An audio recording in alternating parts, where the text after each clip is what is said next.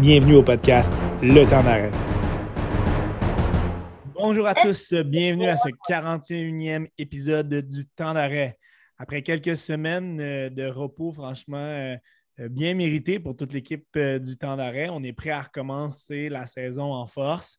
Et quoi de mieux que le début de la saison de la NFL pour repartir le bal? Très heureux de recevoir mes collaborateurs football, Thierry Murray, Michael Montcharland. Les gars, ça va bien?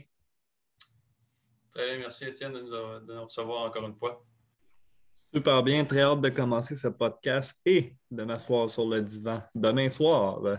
Absolument. La saison des fantasy football est à son comble. Là. Je pense que l'effervescence est vraiment très, très élevée.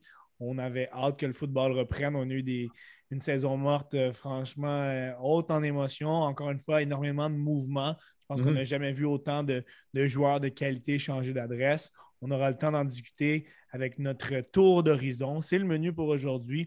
On va vraiment faire le tour de chaque division et on va vraiment analyser les principaux mouvements, les principaux acteurs de chaque équipe.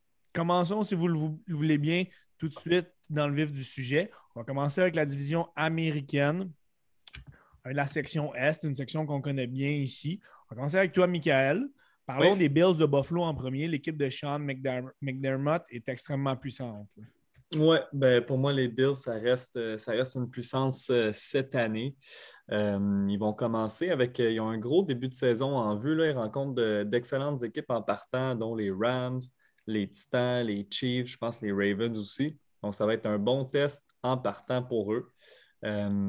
Écoute, ils ont ajouté Von Miller à la défense, qui est un très gros En ajout avait-il pour eux. vraiment besoin? Hein? Ben écoute, je pense qu'ils vont vraiment, là, c'est leur fenêtre pour le Super Bowl, donc ils vont all out, comme on dit. Écoute, Stephon Diggs, comme receveur, c'est un receveur tout étoile, qu'on me peut dire. Micah Hyde à la défense, je veux dire, c'est vraiment une équipe complète.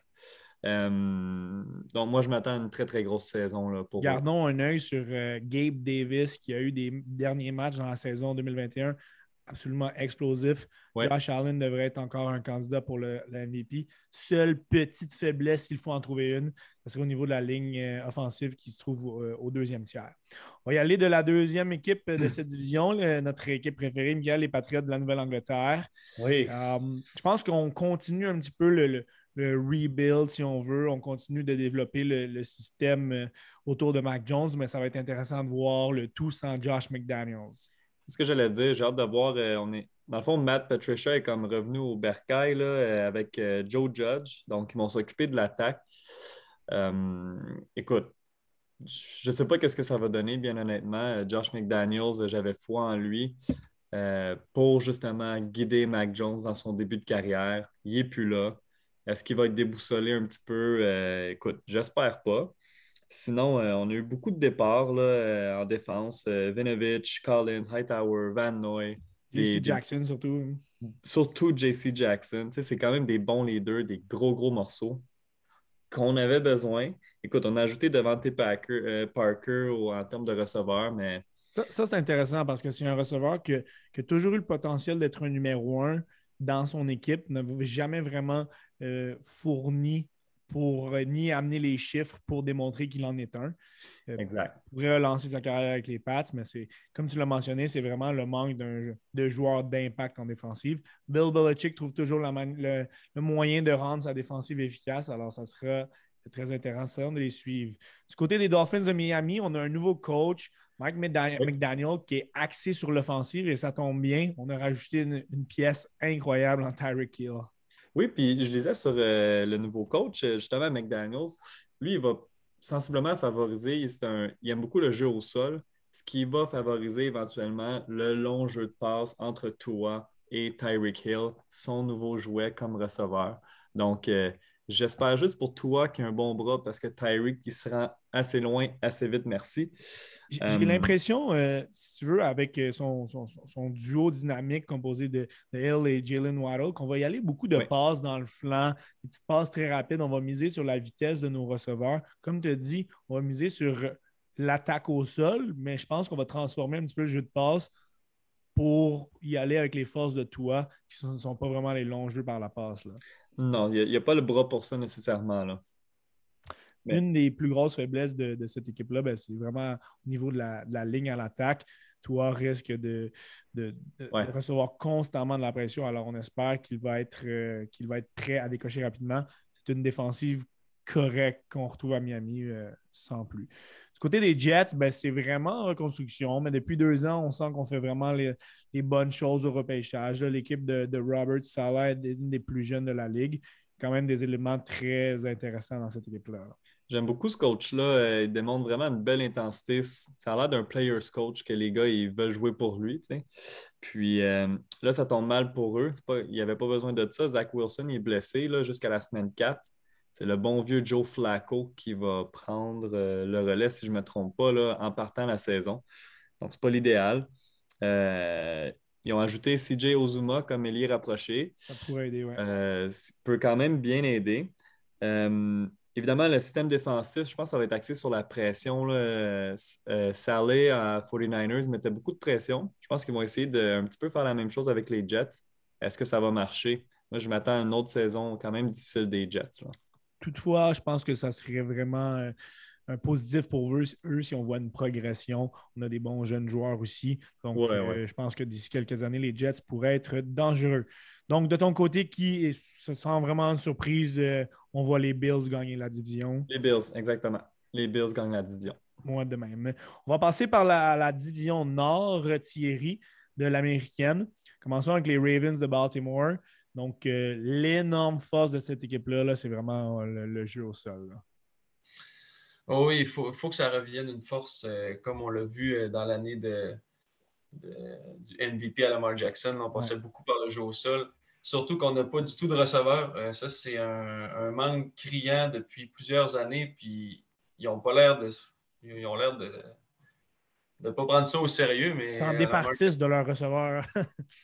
ben, le seul qui avait de quand même bien, ils l'ont échangé. Donc, ils n'ont rien. La seule chose, c'est qu'ils ont Mark Andrews en ailier rapproché, mais à un moment donné, tu ne peux pas toujours l'envoyer à lui. C'est ce qu'ils ont fait l'année dernière, puis à un moment donné, ça a des lacunes. On ne peut pas juste passer par un seul joueur. Donc, c'est sûr qu'il va falloir que ça passe par le jeu au sol parce que ça ne passera pas par le jeu aérien. Ça c'est Et certain encore une fois cette J.K. année. Dobbins, qui est d'un retour en santé aussi. On avait vu des Oui. très belles choses pour lui, mais ce n'est pas une valeur sûre non plus, là.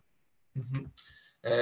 Par contre, le seul X, c'est que la ligne à l'attaque est un peu amochée. Ils ont perdu des gros noms dans les dernières saisons. Je ne sais pas si le jeu au sol va être capable d'être aussi fort parce que on a des bons porteurs, on a Lamar Jackson, mais le cœur du jeu au sol, ça reste la ligne à l'attaque. On peut l'oublier parfois, mais si la ligne n'est pas capable de créer des brèches, euh, même si on a des bons porteurs, des bons joueurs, on va avoir de la difficulté à courir avec le ballon.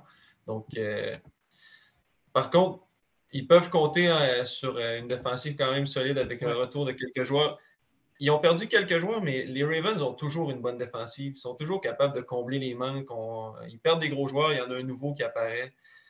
Donc, les Ravens, c'est une équipe de défensive, donc je ne suis pas inquiet qu'en défensive, ils vont se débrouiller. Absolument. Puis, On va y aller avec l'équipe, si on veut, Cendrillon surprise de la saison dernière, les Bengals de Cincinnati. Ils vont continuer à se développer, ils vont continuer à être extrêmement dangereux. Ça va vraiment tourner autour de Joe Burrow et Jamar Chase.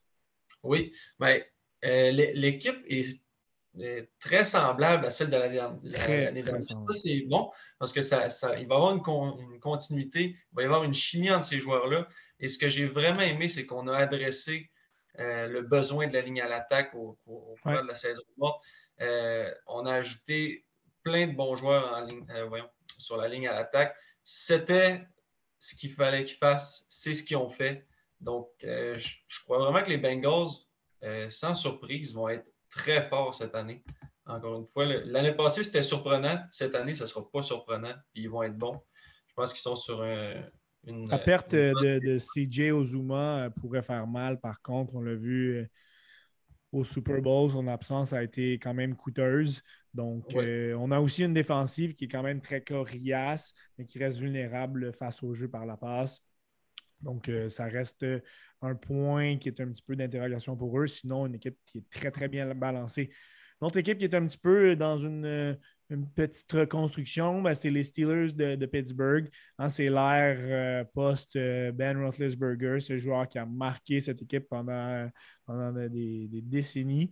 Donc, c'est une défensive qui est toujours aussi dominante, menée par TJ Watt, mais on ne sait pas trop à quoi s'attendre du côté de l'attaque. Oui, effectivement. Il y a beaucoup de points d'interrogation au niveau de carrière. On a 3 carrières qu'on ne sait pas qui va jouer quand parce que ça ne m'étonnerait pas de voir les 3 pendant la saison. Trubisky Euh, est partant, mais il a très souvent perdu ce rôle-là par le passé. c'est ça. Donc, je ne serais pas surpris que les 3 aient leur match partant dans l'année. Par contre, Trubisky, c'est quand même intéressant parce qu'il arrive dans une équipe qui est bien coachée. C'est sûr qu'avec les Bears, c'est une équipe qui n'arrache en attaque depuis de nombreuses années. Il n'y a pas de bons carrières qui ont sorti de là depuis les 20 dernières années, même plus que ça. Donc, Ouais. peut-être on pourrait voir un Mitchell Trubisky, peut-être pas flamboyant, mais peut-être meilleur que ce qu'on a vu à Chicago. Donc, peut-être pour donner des fiers services. Il ne faut pas oublier que Mike Tomlin n'a pas eu une saison perdante depuis 2003, si je ne me Mm. trompe pas, 2002 ou 2003. Donc, il est capable de trouver il est capable de trouver des façons de gagner avec les Steelers. Puis je pense pas qu'ils vont être dominants, mais je pense pas qu'ils vont être non plus mauvais. Ils vont Non, être. définitivement pas. Et l'équipe mise quand même sur plusieurs armes offensives intéressantes. À surveiller, George Pickens, le jeune joueur aussi. Najee Harris, joueur de porteur de deuxième année, a touché beaucoup, beaucoup le ballon l'année passée. Et je pense que pour lui, l'objectif, ce sera d'être plus efficace pour ses verges par la course. Mais comme tu as dit, je pense que les Steelers peuvent quand même espérer de belles choses. Les Browns de Cleveland, si on avait parlé d'eux il y a quelques semaines, on les aurait probablement mis plus haut. Mais ça a été une catastrophe la manière qu'on a géré les corps arrière. Finalement, ben, c'est 11 parties de suspension pour Deshaun Watson. On a échangé notre ancien premier choix en Baker Mayfield. Là, on se retrouve avec Jacoby Brissett, qui n'est clairement pas un corps arrière numéro un. Ils sont fous, les Browns, ils sont fous. On dirait que c'est toujours des façons de se tirer dans le pied année après année. Puis Ouais. ça en est une belle. Puis je pense que on va voir les bons vieux Browns de, de toute notre enfance, depuis notre adolescence. Les Browns qui en arrachent, je pense que c'est un retour à ça, du moins pour cette année. Ouais. Tout ce qui entoure l'équipe, là, je pense pas que c'est super là, dans le vestiaire, dans la ville. C'est très controversé l'acquisition qu'ils ont faite en Deshaun Watson. Je ne sais pas comment ils vont gérer tout ça. Mais Sur papier, ça paraissait bien. On lui amenait aussi à Mary Cooper, un très bon receveur dans la NFL depuis plusieurs années.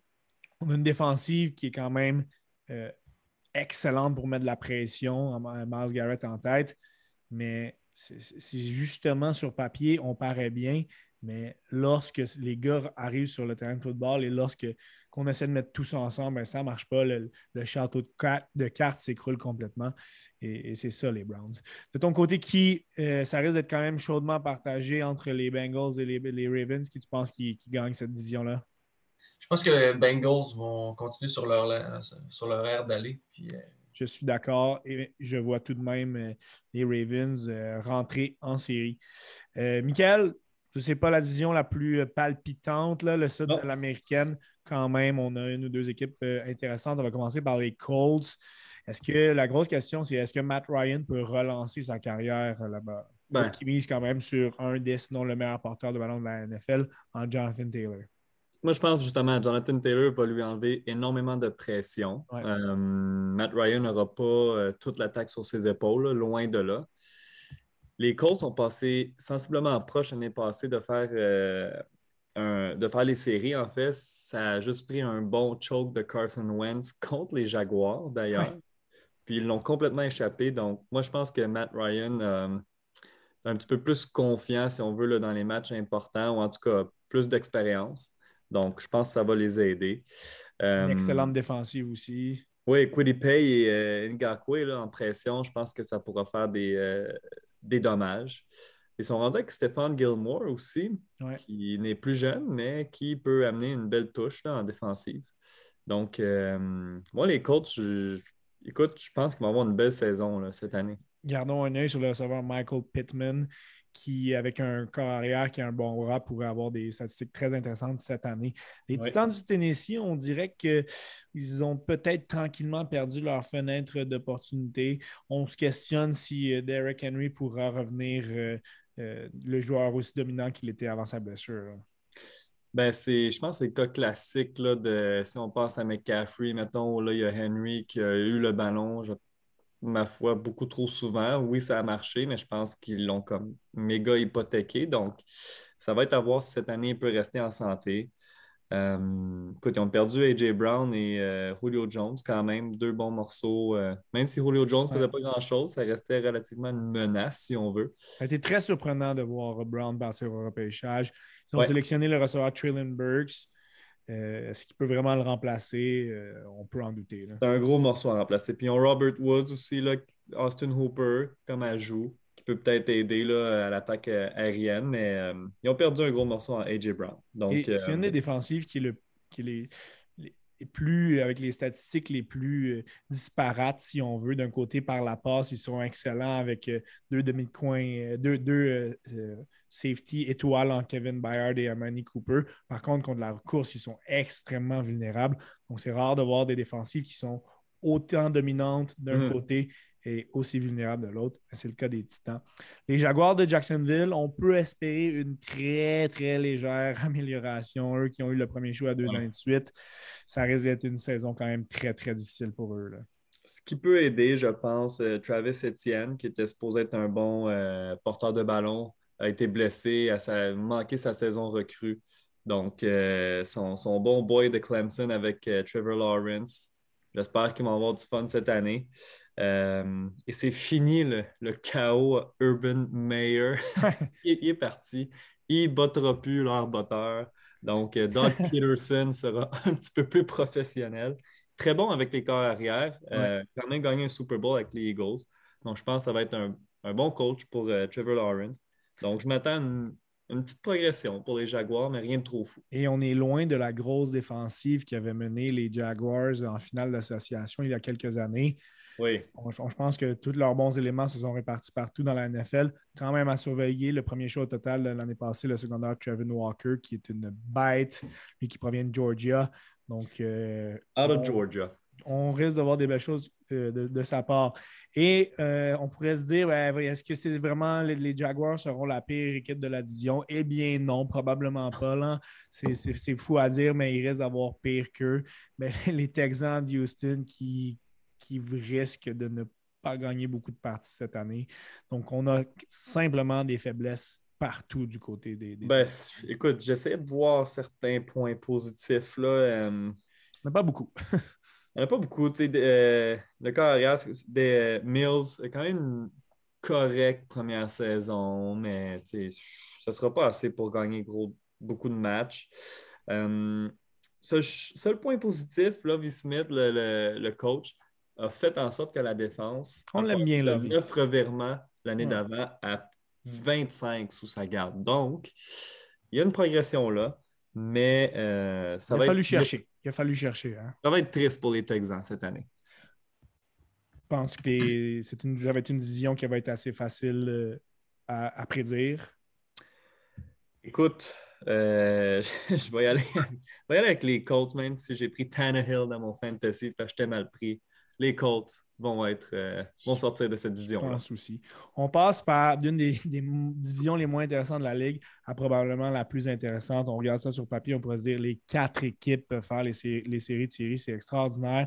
Et quand on pense aux Chargers de Los Angeles, je pense qu'il n'y a aucune autre équipe qui n'a autant de joueurs étoiles. C'est extraordinaire des deux côtés du ballon. On a des superstars partout. Là. Écoute, les Chargers, probablement une des meilleures équipes sur papier de toute la NFL, même des 10 dernières années. Là, sur papier, c'est hallucinant l'équipe qu'ils ont. Par contre, le seul hic, les Chargers sont réputés pour choquer. C'est incroyable. À chaque année, on pense qu'ils vont être bons. Et Finalement, se blesser. c'est c'était ça avec Philip Rivers. Ça a été ça des années, tout le temps. Ah, les Chargers sur papier, puis finalement, ils font pas les séries éliminatoires.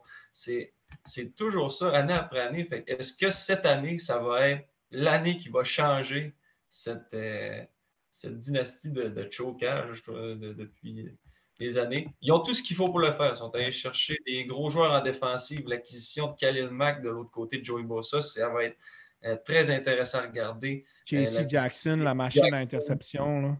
JC Jackson qui est très, très, très fort.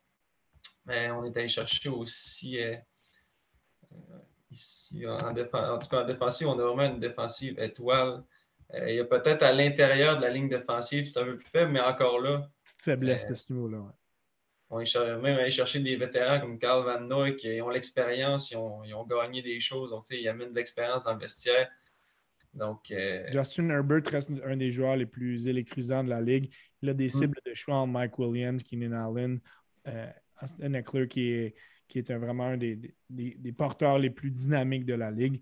Donc, les Chargers seront vraiment à surveiller. Du côté des Chiefs de Kansas City, mais on est toujours aussi dominant. Il y a eu quand même des changements importants. Là, les départs de Tyreek Hill et Tyrann Mathieu. Est-ce que tu penses que l'équipe pourrait être encore aussi compétitive?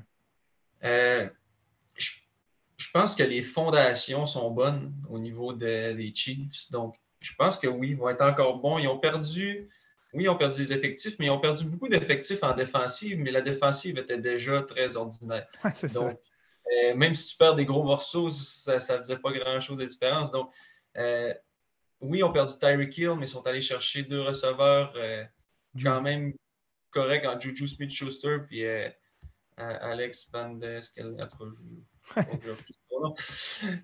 Mais je pense qu'on a des joueurs en attaque. On est allé chercher Ronald Jones comme porteur de ballon. Je pense qu'en attaque, on va être encore très fort. Je veux dire, en plus de Patrick Mahomes. On a une des meilleures lignes offensives du circuit aussi. Là.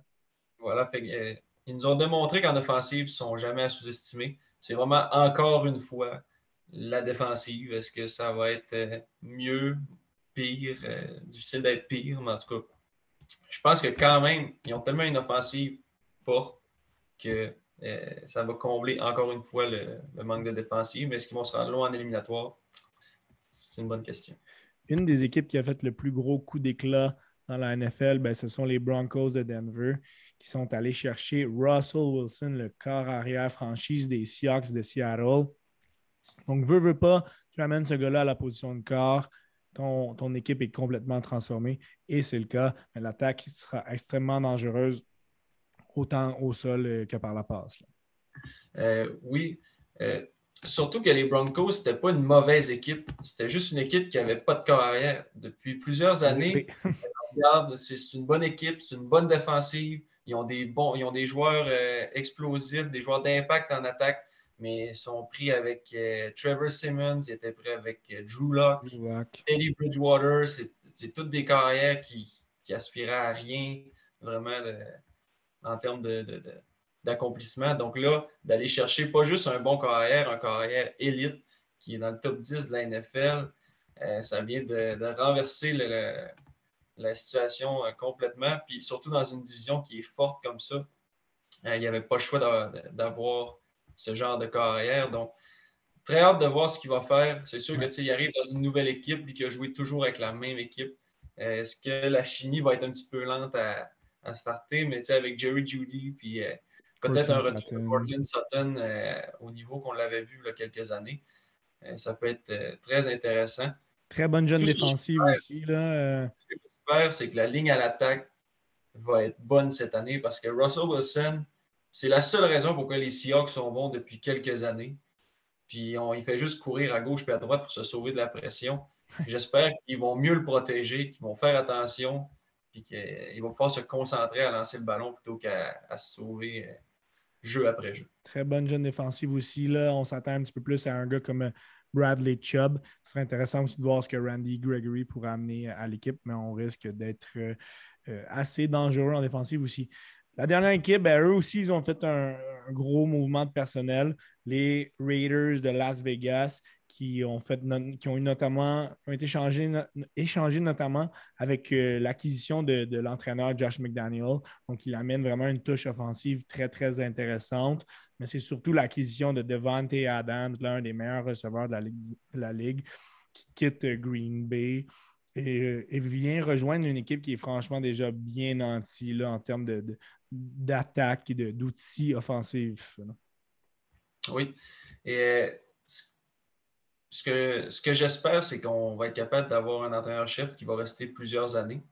Ça, c'est en partant parce que là, on a eu un déboire l'année passée avec les entraîneurs en espérant que là, ça parte sur une meilleure note que l'année passée.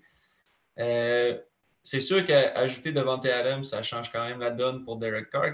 Derek Carr est quand même un carrière qui fait du bon travail, peut-être pas autant que les trois autres de la division, mais qui est capable de distribuer le ballon comme il faut. On va espérer que les blessures ne rentrent pas trop en jeu. Si Hunter Renfrow est en santé, que Darren Waller aussi reste en santé pour la saison, ça peut faire du bon travail. Et au niveau de la ligne à l'attaque, ça, c'est problématique. Très problématique. Donc, ils ont les outils autour, mais la fondation de l'attaque est défaillante. Donc, ça va prendre. Tu parles de fondation. Le problème est là. Ce n'est pas normal qu'une équipe, un an après avoir choisi un joueur en première ronde, un joueur de ligne offensive, mais il le libère. Ben, c'est ce que les Raiders ont fait. Ce joueur-là devait sortir notamment environ en troisième ronde. Donc, c'est une sélection qui a été complètement désastreuse. Ben, on doit arrêter de faire des mauvais choix comme ça du côté des Raiders. Là. Ce que l'équipe doit avoir pour concurrencer les autres équipes de la division cette année, c'est vraiment en défensive. On a perdu des gros joueurs, mais ce qui est bon, c'est qu'on a réussi à les remplacer par d'autres. On a perdu Yannick Ngakoue en défensive, mais on est allé chercher Chandler Jones de l'autre côté. Donc, il y a plusieurs joueurs comme ça qui sont partis, puis on a réussi à les remplacer en défensive. Donc, je pense que cette défensive-là peut être forte, surtout sur la ligne avec Max Crosby et qui tu penses, Thierry, qui pourrait avoir le plus de chances de gagner cette division qui est quand même très, très relevée?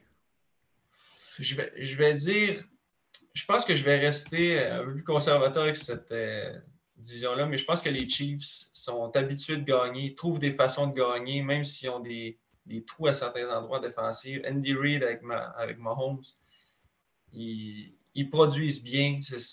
Depuis plusieurs années, c'est une équipe qui gagne. Depuis 2012, qui ont des saisons gagnantes. Absolument. C'est sûr qu'à cette équipe qui fait les séries, mais les Chargers et les Broncos ont quand même des bonnes chances de les faire aussi. Mais il faut se dire que ces quatre équipes-là, ils s'affrontent 2 fois par saison, donc leur fiche va être un petit peu moins forte que s'ils étaient dans une autre division. Donc, c'est à garder en tête. On change de côté, on s'en va de la division nationale, donc l'Est de la nationale, Thierry. On va emboîter le pas avec les Cowboys de Dallas. C'est une attaque qui reste explosive malgré la perte d'Amari Cooper, à surveiller CeeDee Lamb. Tout à fait, CeeDee Lamb qu'on savait qu'il était bon, il était un premier choix au repêchage. On savait qu'il allait prendre la place éventuellement d'Amari Cooper. C'était le but de faire cette acquisition-là pour avoir un receveur moins cher qui produit. Donc, à ce niveau-là, il est très bon. Il y a Michael Gallup qui est excellent, mais qui s'est déchiré le ligament croisé l'année dernière. Il semblerait que son rétablissement va très bien, mais c'est facile à dire que son rétablissement va bien. Est-ce que quand il va commencer la saison, puis il ne commencera pas la saison, est-ce qu'il va commencer au match numéro 2, 3, 4? Peut-être que là, rendu là, il va peut-être avoir juste CeeDee Lamb comme option viable pendant quelques matchs. Donc, ça se peut qu'en termes d'attaque aérienne, les Cowboys soient un peu lents à commencer. Mais je ne suis quand même pas trop inquiet qu'ils vont se rattraper avec ça. Ils ont encore Dalton Schultz qui est revenu au jeu. Défensive qui est un petit peu vulnérable contre la course, mais qui reste, somme toute, quand même acceptable. C'est bien placé pour nous parler de la deuxième équipe, là, les Eagles de Philadelphie. Eux aussi, ils ont fait un gros mouvement de personnel en faisant l'acquisition d'A.J. Brown au repêchage. Donc, il se joint à Devontae Smith dans une belle attaque aérienne. Je dirais que les Eagles, c'est sûr que là, j'ai un parti pris, mais le plus objectivement possible, je vais dire que les Eagles, après les Chargers, ont selon moi le meilleur alignement de joueurs si on ne passe pas au corps arrière. Si on enlève le corps arrière, ils ont fait des acquisitions incroyables en saison morte, que ce soit en offensive ou en défensive, justement l'acquisition d'A.J. Brown. Après ça, des joueurs qui sont revenus de blessures en défensive. Brandon Graham qui est revenu de défensive. On est allé chercher le monstre de Jordan Davis au repêchage. James Bradbury comme demi de coin. On a fait des acquisitions vraiment incroyables. Les fans des Eagles peuvent juste être très positifs avec cette équipe-là. Deux choses qui peuvent les tuer. Jalen Hurts, première des choses. Ouais. Puis deuxième chose, ce qui s'abat sur les Eagles depuis plusieurs années, les blessures. Ça, c'est depuis plusieurs années. Donc, on va espérer que cette équipe-là reste en santé. Jalen Hurts devra définitivement être plus précis s'il veut que les Eagles soient compétitifs. Troisième équipe de cette section, les Commanders de Washington.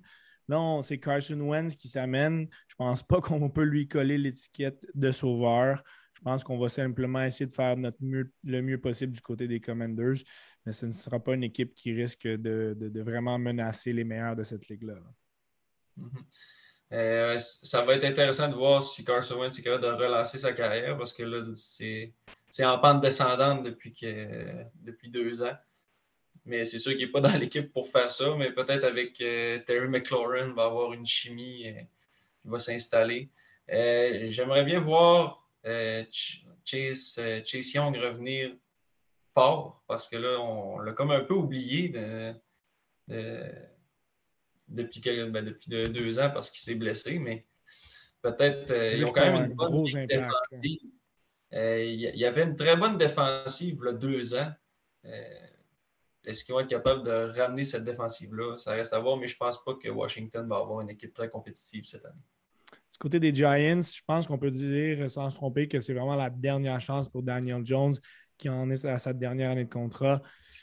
C'est peut-être un petit peu le cas aussi pour Saquon Barkley. On peut vraiment se questionner s'il est capable de dominer à nouveau. Là. Je ne vois pas comment les Giants peuvent avoir une bonne saison cette année. Le bateau coule, tout le monde sait qu'il coule, puis je pense qu'il n'y a rien à faire avec ça. Daniel Jones, il n'a rien démontré depuis qu'il est arrivé. La ligne à l'attaque est atroce depuis quelques années. Il y a des joueurs d'impact en défensive, mais c'est pas assez. Ils n'ont pas vraiment de. Je pense pas que personne n'a à être impressionné ni menacé par les Giants, autant dans cette division-là que dans toute la NFL. C'est un front défensif qui reste intéressant. À surveiller Kevin Thibodeau, le 5e choix au total. Un gros manque de talent dans la tertiaire. J'imagine que tu vois les Eagles remporter cette division. Oui, c'est toujours une année que c'est difficile à dire. C'est jamais la même équipe qui gagne la division. Mais cette année, vraiment, les Eagles, je pense qu'avec le talent qu'ils ont ajouté, l'équipe qu'ils ont bâtie. Je pense qu'avec la faiblesse aussi de la division, on peut y aller comme hypothèse que les Cowboys aussi pourraient être des séries. Donc, comme l'année passée, les Cowboys et les Eagles. On va transférer dans la division nord de la nationale, Michael. Les Packers, énormément de changements quand même en termes de point de vue de cette équipe-là. On a beaucoup de questionnements. Finalement, Aaron Rodgers est de retour. Davante Adams ne l'est plus. Je pense que c'est un problème que l'équipe avait l'an passé. On avait un seul bon receveur. Ça risque d'être la principale lacune de l'équipe. Oui, tu sais, ils ont ajouté Sammy Watkins, là, mais dans le sens que tu perds Davante Adams, puis tu ajoutes Sammy Watkins, il te manque quand même des bons morceaux. Là. On perd au change. Fait que, ouais, Aaron Rodgers, il avait raison un petit peu d'être encore fâché contre cette organisation-là. Finalement, il s'est pointé au camp d'entraînement, là, mais il aurait eu raison de, en bon français, sacrer son camp. Blessure du bloqueur, Bakhtiari, son grand ami, là, je pense que ça peut avoir un grand impact quand même. Je pense que les Packers restent relativement une bonne équipe. Quand même une bonne tertiaire avec Alexander Douglas. Ça, c'est un retour qui va vraiment être très, très important pour eux. Là. Ouais, parce que, ouais, en attaque, mais ça fait longtemps que Rodgers, il y avait juste Davante Adams comme wide receiver numéro un. Comme tu dis, grosse faiblesse, ils n'ont pas appelé ça, mais ça fonctionnait quand même. Ils pouvaient se faire un bon bout de chemin. Donc, je pense que ça va marcher, mais pas pour aller chercher les grands honneurs, là, on s'entend. Je pense que pour la première fois depuis plusieurs saisons, les Vikings du Minnesota peuvent réellement chauffer les Packers de Green Bay. Ouais. On sent qu'il se passe quelque chose avec cette équipe-là. Changement d'entraîneur, je pense que ça fait du bien. Là. Kevin O'Connell pourrait être en mesure d'amener cette attaque-là à un autre niveau, mais c'est vraiment rendu l'équipe de Justin Jefferson. Oui, vraiment. Puis c'est l'ancien coordonnateur offensif des Rams, en fait. Donc, ça va vraiment donner un bon souffle à cette équipe-là. Puis comme tu dis, Jefferson, receveur tout étoile, là, tellement dynamique. Il amène une belle énergie sur le terrain. Il est le fun à voir jouer. Dalvin Cook. La ligne offensive, ça en vient quand même pas si mal. Là. C'est pas étoile, mais ils sont quand même relativement corrects. Avec Adam Thielen, qu'on parle plus beaucoup parce On que oublie. Jefferson est arrivé. Mais écoute, très bon receveur aussi. Là, donc, en attaque, je pense pas qu'ils ont de problème. Après ça, une défensive de Darius Smith qui va faire un bon duo là, avec Daniel Hunter. Donc, Pas vraiment de superstar dans cette défense-là, mais non, tous des gars qui sont capables de faire quand même le travail. Là. exact. Donc, comme tu dis, je pense qu'ils vont chauffer les Packers. Ça va être intéressant parce que les deux autres, ça va être moyen. Mais Packers-Vikings, une belle rivalité cette année. Belle progression aussi à prévoir du côté des Lions de Détroit qui ont repêché très, très haut depuis plusieurs saisons. Je pense que ça passe par la course avec DeAndre Swift et l'excellente ligne à l'attaque. Oui, exact. Puis, mais il faut que DeAndre Swift y ait plus souvent le ballon. Là. Si je regarde, ils ont une bonne ligne à l'attaque, mais en termes de verges par la course, ils sont vraiment pas si dominants que ça. Donc, profitez-en, donnez-le à DeAndre Swift. Surtout que quand on regarde, c'est Jared Goff, il est correct, mais ils n'ont pas d'excellents receveurs non plus. Donc, allez-y par le jeu au sol, puis ça va peut-être aider éventuellement Goff justement à trouver des receveurs qui vont être plus ouverts. Donc, j'aime beaucoup leur coach aussi. Ça a l'air d'un autre player's coach, belle intensité, super émotif. Donc, ça s'en vient les Lions, pas tout de suite, mais. À surveiller en défensive, Aiden Hutchinson, Ouais, deuxième peut-être choix au la recrue de total, l'année en défensive. que Là. plusieurs voyaient sortir premier. Finalement, il est sorti au deuxième rang. Mhm. Mais c'est un autre haut choix qui devra en donner plus. Là, c'est l'ancien troisième choix au total, Jeff Okuda, le demi-coin qui déçoit depuis son arrivée dans la NFL. Donc, si l'équipe veut vraiment progresser, celui-ci devra en donner plus. Une équipe qui n'a pas grand-chose à se mettre sous la dent pour les partisans, ben, c'est les Bears de Chicago. On a Justin Fields qui est intéressant. David Montgomery pourrait bien courir le ballon. Mais mis à part ceux-ci, là, il y a énormément de besoins partout, là, surtout en défensive. Surtout en défensive, ils ont besoin d'aide, mais Justin Fields, il je pense encore cette année, il va s'ennuyer de sa maman. Là. Il va courir un petit peu partout. Puis, encore une ligne offensive mauvaise, puis ça me fait capoter un petit peu. Les Bengals avaient eu ce problème-là. Bon corps arrière, recru si on veut, mais on ne le protège pas, puis Ouais, arrange-toi. Donc, il exact. n'y a pas de receveur nécessairement pour l'aider aussi. Fait que autant en défense qu'en attaque, là, ça va faire pitié. Là. À moins que Fields c'est pas fait des miracles, là, ça va être difficile. Ça existe très rarement dans la NFL, des miracles. Ouais. Ouais. Division Nord, est-ce que tu vois les Packers encore au sommet ou il pourrait y avoir du changement? Écoute, ça va être super serré, je pense, avec les Vikings cette année. Je vais aller pour une petite surprise. Je vais aller pour un changement de garde, moi, cette année. Je pense que les Vikings vont être supérieurs. Pour parler des Packers, écoute, Rodgers perdu Davante Adams, Marcus Valdez-Scantling. Déjà là, c'est deux bons receveurs. Puis les Packers, on sait leur problème, ça a tout le temps été d'avoir plus qu'un receveur numéro un. Puis là, ils ont perdu un des meilleurs de la NFL. Donc, ils ne se sont pas aidés. Ça ne sera pas réglé, effectivement. Donc, du côté de cette division, moi aussi, je vois les Packers. Je vois les Packers toutefois premiers, mais je vois quand même les Vikings faire les séries. Transférons vers une autre division très populaire dans la NFL, la division Sud. Je pense que le spotlight, il suit souvent où est-ce que l'équipe où Tom Brady va être, mais c'est encore une fois le cas avec les Buccaneers. Les partisans des Bucs ont eu une petite frousse durant cette entre-saison. On a cru que Tom allait se retirer. Thierry, finalement, il a fait son comeback. J'ai peut-être l'impression que si les Bucs réussissent à se rendre jusqu'au bout, ben, ce sera sa dernière année. On ne sait jamais avec Tom. Effectivement, on ne sait jamais, mais moi, j'ai appris avec le temps de ne pas parier contre Tom Brady. Donc, s'il a décidé de revenir au jeu, c'est parce qu'il sait qu'il est pour jouer à un niveau élite. Donc, moi, je pense qu'il n'y a pas à s'inquiéter pour cette saison-ci. Il est encore capable de livrer la marchandise, même à 45 ans. Donc, à ce niveau-là, niveau carrière, ils n'auront pas beaucoup de problèmes à ce niveau-là. Autre que ça, les Bucs, c'est quand même une équipe qui est très, très complète. Mais on doit noter la perte de Gronk et de O.J. Howard au niveau des tight ends.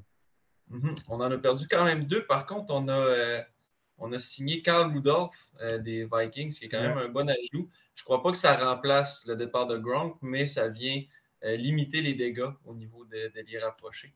Donc, quand même des belles acquisitions. Et je trouve que c'est ce que les Bucs ont bien fait durant la saison morte.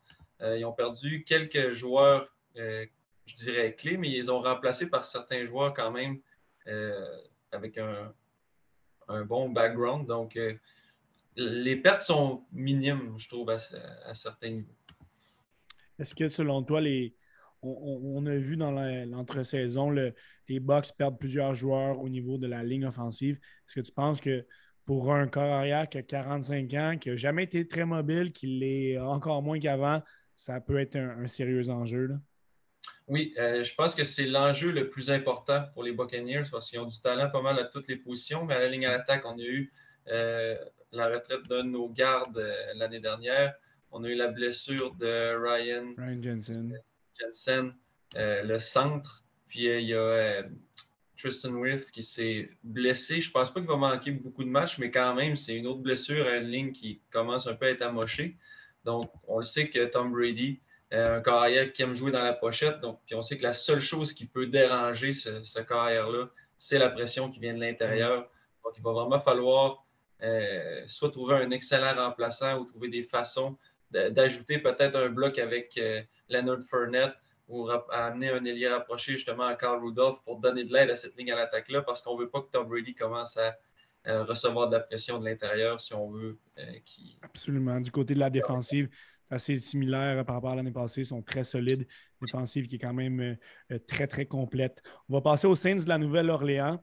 Je pense que c'est le cas typique d'une équipe que la défensive vont leur donner des chances de gagner match après match. Il y a énormément de points d'interrogation du côté de l'attaque. Oui, c'est ça. En fait, ce que je dirais du côté de l'attaque, c'est que l'équipe est comme plein d'engrenages, mais la question, c'est est-ce qu'on va être capable de tout fitter ça ensemble pour starter la machine? Donc, on a ajouté des receveurs comme Jarvis Landry, on a recruté Chris Olave. Là, la question, c'est est-ce que Jameis Winston va être capable de leur donner des ballons de qualité? Est-ce qu'Alvin Kamara va rester en santé? Est-ce que Michael Thomas est en santé aussi? Michael Thomas, c'est le joueur que je cherchais si on ajoute Michael Thomas à ce trio-là. C'est un gros retour, lui. Donc, c'est beaucoup d'armes, il y a beaucoup de façons d'avancer avec le ballon du côté des Saints, mais est-ce qu'on va être capable de tout mettre ça ensemble et de faire avancer?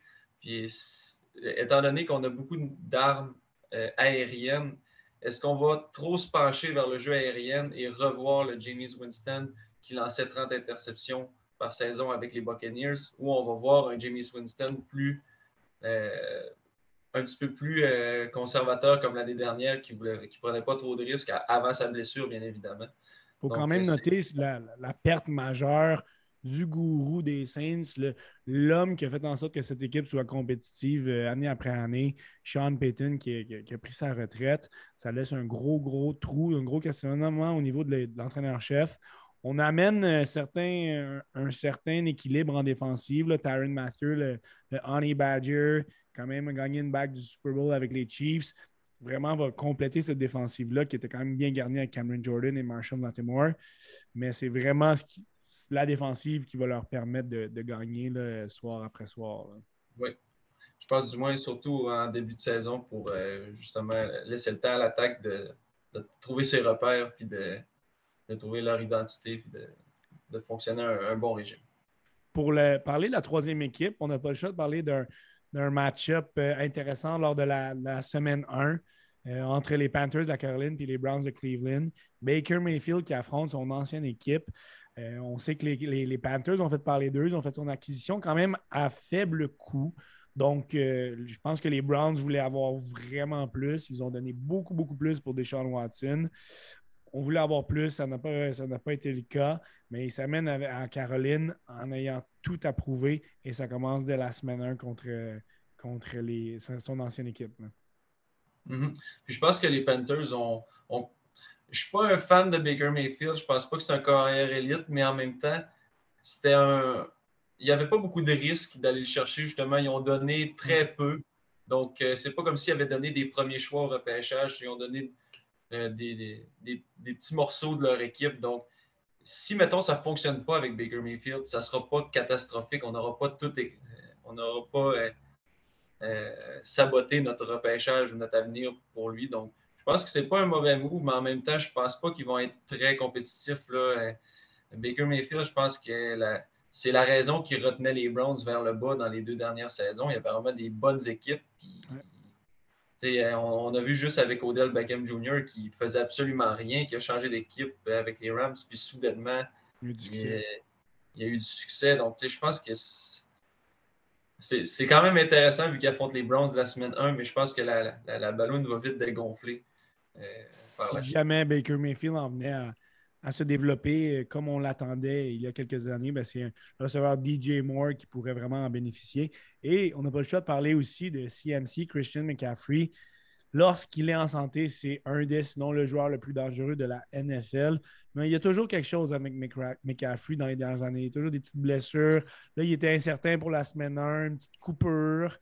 On dirait que ça fait. C'est comme Christian McCaffrey, c'est comme les Panthers. On dirait que c'est jamais simple.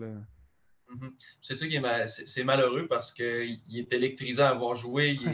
Il est le fun pour autant si c'était un fantasy que c'était juste un fan de football, mais il ne rend pas service à son équipe parce qu'il n'est jamais sur le terrain. Donc, on ne peut jamais se fier vraiment. On peut pas établir un plan de match autour de lui parce qu'on va être probablement déçu si on fait ça. Donc, j'espère vraiment qu'il reste en santé. Puis ça pourrait grandement aider justement Baker Mayfield qui arrive dans une nouvelle équipe et qui veut essayer de relancer sa carrière, d'enlever un petit peu de pression à ce niveau-là. Mais ça fait 2 ans qu'il est toujours blessé. Comme tu dis, il y a encore un petit problème de santé.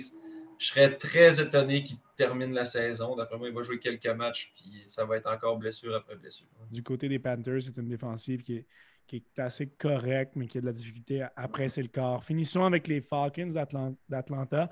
Pour résumer la situation le plus rapidement possible, mais les Falcons, ils n'ont pas de carrière numéro 1, ils n'ont pas de porteur de ballon numéro 1, ils n'ont pas de receveur numéro 1 non plus avec la suspension de Calvin Ridley.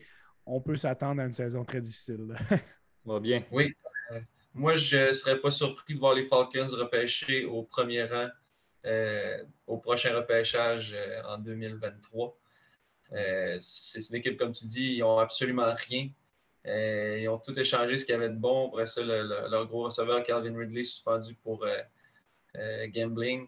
Donc, ils n'ont pas de défensive. Ça fait plusieurs années, ils sont toujours au dernier rang. Donc, ils n'ont absolument rien à se mettre sous la dent. Ça va être une saison très, très de misère pour les Falcons. Je ne serais pas surpris de voir la recrue Desmond Ridder de carrière remplacer Marcus Mariota si ça ne se passe pas bien de son côté. Donc, on pourrait le voir vraiment plus tôt que tard. Thierry, je pense qu'on est d'accord pour dire que les Buccaneers ont d'excellentes chances de gagner cette section-là. La question est, est-ce que les Saints vont se faufiler en séries éliminatoires selon toi?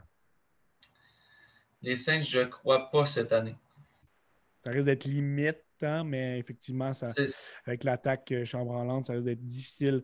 On complète avec la dernière section de la NFL, la section ouest de la nationale, Michael, une section qui est comme l'ouest de l'américaine, dans laquelle qui regorge d'équipes de qualité. À tout seigneur, tout honneur, on va parler des Rams de Los Angeles, les champions en titre. Ils ont quand même fait tout ce qu'il faut lors de la saison morte pour espérer gagner un deuxième championnat de suite, là. Ouais, je vais commencer avec le petit point négatif, si on veut. Là, ils ont perdu Von Miller en défense, Ouais. retraite de Andrew Whitworth. Donc, c'est quand même des bons leaders, des bons morceaux qui sont partis. Ouais. Mais mis à part ça, c'est pas une équipe qui a vraiment des faiblesses apparentes, là. Ils sont encore très forts, leurs noyaux, leurs canons sont encore là. Stafford, Cup, Ramsey, Aaron Donald. Écoute, ça va être une force cette année, les Rams. Puis ils ont l'expérience d'un groupe de champions. Donc, je m'attends à une bonne saison de leur part. Est-ce que selon toi, il y a quelques petites incertitudes au niveau de l'attaque? Matt Stafford a eu une opération euh, lors de l'été. Est-ce que, et évidemment, Cooper Cup ne connaîtra probablement pas la même saison que l'an passé, là, ça serait extrêmement difficile à reproduire. Les défensives vont s'adapter, mais ça va dépendre des gars comme Cam Akers et Allen Robinson à lever leur jeu d'un cran. Est-ce qu'ils sont autant des contenders avec ces éléments-là offensifs-là, là? Ouais, ça va rester à voir. Tu sais, c'est sûr que Cooper Cup, il va leur permettre d'avoir un petit peu plus de place avec la saison qu'il a eue, lui, l'année passée. Il va être en double couverture probablement à tous les jeux.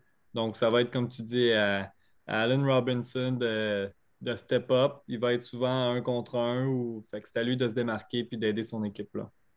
Deuxième équipe, les 49ers de San Francisco. On n'a pas le choix de parler de leur côté de l'une des meilleures équipes de l'ère Kyle Shanahan. C'est le début de l'ère Trey Lance. Et je pense qu'il faut lever notre chapeau à Jimmy Garoppolo qui a accepté qu'on restructure son contrat pour qu'il reste à San Francisco au lieu d'aller lancer des mauvais ballons dans des mauvaises équipes à Atlanta ou autres, là. Donc, je pense que les 49ers sont à prendre au sérieux, là.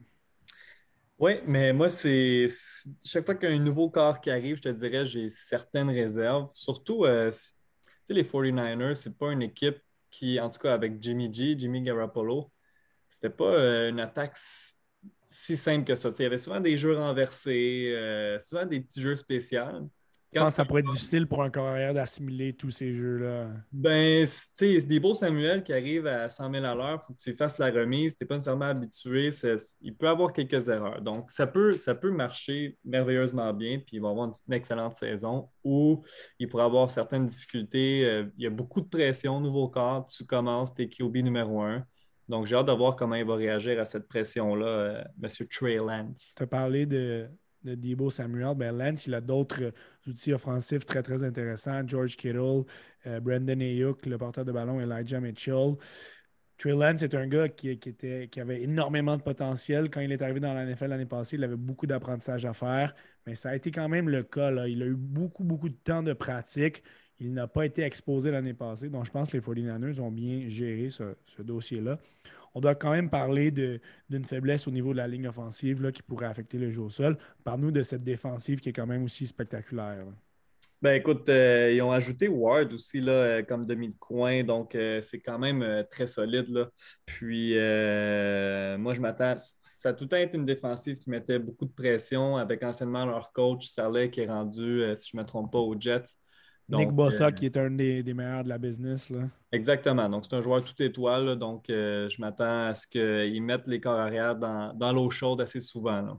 Le secondaire Fred Warner aussi, qui est un joueur qui amasse des statistiques impressionnantes à chaque année.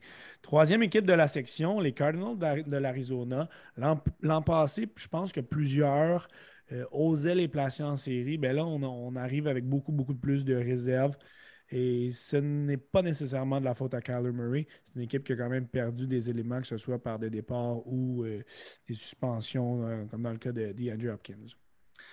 Ouais, ben là, c'est ça. C'est DeAndre Hopkins ne sera plus là. Kyler Murray, son receveur numéro un, c'est devenu Marquise Brown, qui est quand même un bon receveur. Hollywood Brown, je l'aime beaucoup. Mais comme numéro un, tu sais, encore là, l'attention va être sur lui. Donc après ça, on parle de profondeur au niveau des receveurs. C'est pas top. Ils ont perdu Chandler Jones, qui apportait beaucoup, beaucoup de sacs du corps à leur défensive. Donc, ça, c'est un joueur étoile qui est parti. Christian Kirk, qui est un bon receveur, qui est parti, qui a reçu beaucoup d'argent, beaucoup trop, certains diront, Ouais. mais il est parti aussi. Donc, écoute, les Cards, je pense, c'est quoi? C'était 7 victoires ou 11 victoires en ligne, je pense, l'année passée. Puis après ça, ils se Ouais. sont écroulés, là. Donc, quel Cards on va voir cette année? Euh, Faut se dire que c'est une attaque qui doit quand même affronter au total 4 fois la grosse défensive des 49ers et des Rams. ouais, Donc, avec l'absence de DeAndre Hopkins, ça va être difficile. Tu as parlé de la perte de Chandler Jones.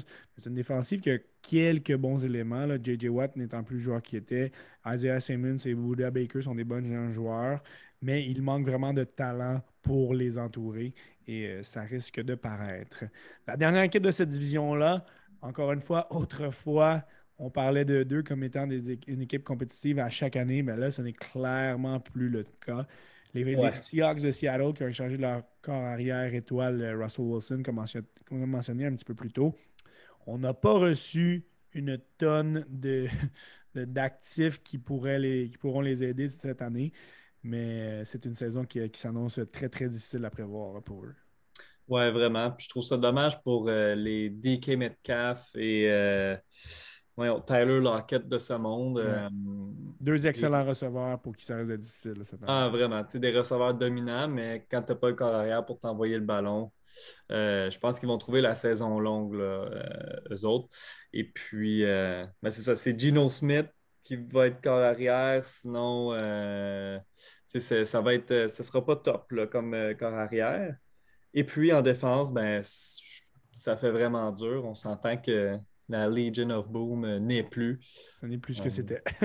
non, donc ça va être une vraie passoire et en attaque, ils vont avoir de la difficulté. Donc, longue saison du côté de Seattle. Comme tu as mentionné, je pense qu'à part la position de receveur de passe, il y a des gros besoins partout à Seattle. Donc, du côté de cette division-là, est-ce que tu vois toujours les Rams la remporter? Et si oui, est-ce qu'il va y avoir une autre équipe qui va faire les séries selon toi? Non, je vais y aller pour une surprise, dans le sens les Rams vont faire les séries, vont être champions de division. Personne d'autre fait les séries dans la division. Wow. L'an passé, on en prédisait 3. Cette année, personne. Non, De non, mon pas avec côté, je les pense que Saints, là. j'aime beaucoup les 49ers. Je pense que Trey Lance va avoir, sans avoir une saison extraordinaire, va être assez efficace pour les amener en série. Les gars, je vous prends un petit peu au dépourvu. On a fait le tour des deux associations. Sans y aller d'une prédiction formelle là, pour les séries et peut-être pour les champions, je voudrais savoir, selon vous, qui sont les deux équipes qui ont le plus de chances dans chaque association de se rendre au Super Bowl. Je vais débuter dans l'association américaine. Je vois les Bills de Buffalo et les Chargers de San Diego, deux équipes qui sont complètement pactées de joueurs étoiles. Selon moi, ça va être une de ces deux équipes-là qui va se rendre au Super Bowl série de ton côté dans l'association américaine. De mon côté, je vais avec les Bills et je vais aller avec les Bengals qui sont sur une belle lancée. Effectivement. Contre. Michael, de ton côté. Écoute, moi, je vais aller avec les Bills aussi. J'aurais pris les Chargers, mais je vais faire différent un petit peu. Je vais aller avec les Bengals. Faire différent de Thierry. Ouais, ouais, Euh, ouais, c'est ça. du côté de la nationale, je pense que c'est un petit peu plus de possibilités du côté de la nationale. De mon côté, je pense qu'il y a des chances qu'on revoie les Rams se rendre quand même assez loin. On a vraiment tous les éléments pour. Et je vais placer, c'est peut-être moi qui les vois trop haut, mais je vais placer une équipe que je pense qu'ils vont avoir une très bonne saison, les 49ers de San Francisco. Les défensives peuvent gagner le championnat. C'est le cas de leur côté. Je pense que les 49ers pourraient être des contenders. Thierry, dans la nationale. Je vais commencer avec les Buccaneers, une équipe qui est complète, Ouais. qui est un peu partout, avec Tom Brady qui ne ralentit pas euh, malgré son âge. Et je vais y aller avec une équipe un peu plus long shot, un peu plus personnelle, mais je vais y aller avec les Eagles de Ah, Philadelphie. Et selon moi, ça serait toute une surprise.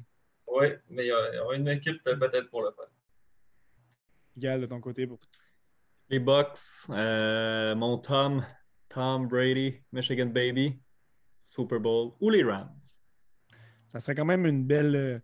Là, on espère qu'il sortirait pour de vrai si Tom il gagne sa bague. J'y Quand souhaite on a d'avoir parlé de joué une série, Gisèle à la maison, là. on peut toujours être surpris. On peut toujours être surpris avec Tom, mais ça serait vraiment une belle manière de conclure sa carrière dans son cas. C'est peut-être ce qu'il veut aussi, vraiment finir avec un championnat. Messieurs, je vous remercie de votre participation au temps d'arrêt. Je pense que le tour d'horizon qu'on a fait a permis aux gens d'avoir une meilleure idée des équipes qui sont vraiment à garder d'un œil attentif. Quelle équipe ont des bonnes chances de faire les séries et quelle équipe on a apporté un petit peu moins d'intérêt. Mais ce qui est certain, c'est que la saison de la NFL arrive à grands pas et on avait très, très, très hâte que celle-ci commence. Euh, pour conclure, quelques attentes au niveau de la saison. Ben, écoute, évidemment, je vais suivre mes Pats. Je Ouais, m'attends, j'espère avoir continué de voir une belle progression de Mac Jones, un bon petit corps de système. Et puis, ben, c'est ça, je vais suivre les Pats. Après ça, c'est sûr que les Bills, moi, je les vois, évidemment, une petite prédiction, là, champion du Super Bowl. ça serait le Euh, fun. je leur souhaite, je leur souhaite. Pour Thierry, la de ton Bills côté, Mafia. Moi, je souhaite qu'il y ait le moins de blessures possible. Il y en a à chaque saison, mais ce qu'on veut voir, c'est les meilleurs joueurs effectivement. sur le terrain. Donc, j'espère que les gros joueurs, les grosses vedettes qu'on aime regarder ne seront pas blessés pour toutes les équipes dans le circuit. Effectivement. Alors, messieurs, je vous remercie beaucoup. Merci à tous d'avoir été présents. J'espère que cette édition du temps d'arrêt vous aura plu de notre côté. On est très excités que la saison commence. C'est le showtime, c'est football time. Et puis, bon football à tous. Bon pool de football, bon visionnement. Et à une prochaine. Merci Merci d'avoir à été tous présents. les auditeurs.